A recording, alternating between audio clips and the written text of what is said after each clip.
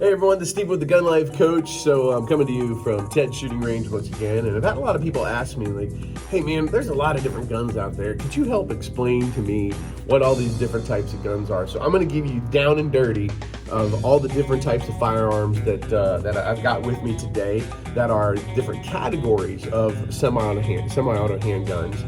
And why people use certain ones for certain purposes, and I'll keep it as short as I possibly can, and you can decide for yourself which one's right for you. All right, I'm going to talk about I'll talk about the least popular to the most popular.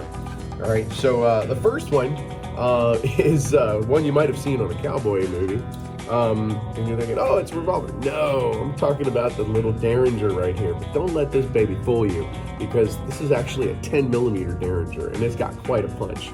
All right, good, bad, and ugly about this firearm. It's got it's really concealable, as you can see. My finger's almost longer than the barrel here. All right. The bad, a lot of recoil. The ugly, a lot of recoil, and you only got 2 shots.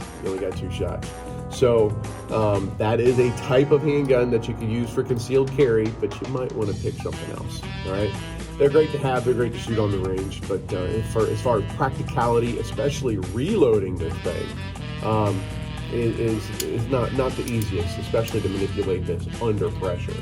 Okay, so that's a Derringer. Next, very popular for concealed carry. I've talked about it in other videos. This is one of my go-tos for, I like this when I run, the Revolver. The double action only, or the Hammerless Snubnose Revolver is what I'm talking about right now. This is a 5-shot, 357 Magnum. You can get this in a 38 Special also. This is great for concealed carry. You got 5 shots, so 3 more than the Derringer, but you got 5 shots. It's easy to conceal, it's easy to carry. This is a lightweight frame. Some of the disadvantages are manipulating this pistol for loading, unloading, reloading. All right. Another con potentially, unless you have the trigger worked on, is this is the 13.5-pound trigger press, which means if you don't have strong hands, this takes a lot to pull this trigger, which is a safety feature also, if you want to consider it that way. But there's advantages and disadvantages. They're very reliable, very reliable. But understand this too in concealed carry, especially if you are a new shooter. The shorter the sight radius, the more expert the shooter has to be. All right, moving on. A bigger revolver. This happens to be a 7-shot Smith & Wesson 629 plus. All right, I don't know if you want to concealed carry this bad boy. Some of you might be able to. I can't. 357 Magnum. You can also shoot 38 Specials. This is a double action, single action model, meaning you can cock the hammer back in single action mode, or you can use it on double action.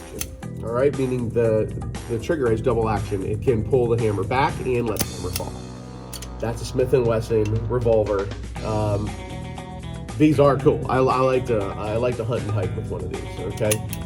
Moving on, double action, single action. One of the most famous, and Mel Gibson and Lethal Weapon made it pretty popular, as did my favorite Christmas movie, Die Hard. Bruce Willis, John McClane, yippee-ki-yay. This is the Beretta 92, 9mm, 15-round capacity. This is what I cut my teeth on in the Air Force. So this is I have an affection for this gun because I've kept this since literally 1995. All right, here you go. This is the double action, single action gun, like I told you with a revolver, but it's not a revolver, it's a semi-automatic. Double action, single action means when the hammer is cocked back, it's on single action.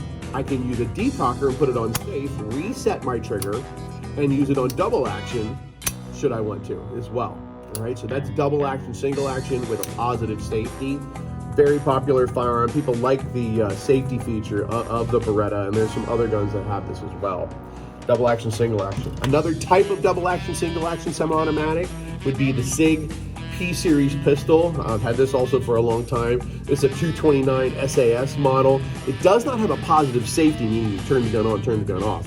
It does have a decocker. All right. I learned this teaching in Peru. Check this out. Guess what decocker means in Spanish? How do you say it? Decocker. Hilarious. All right.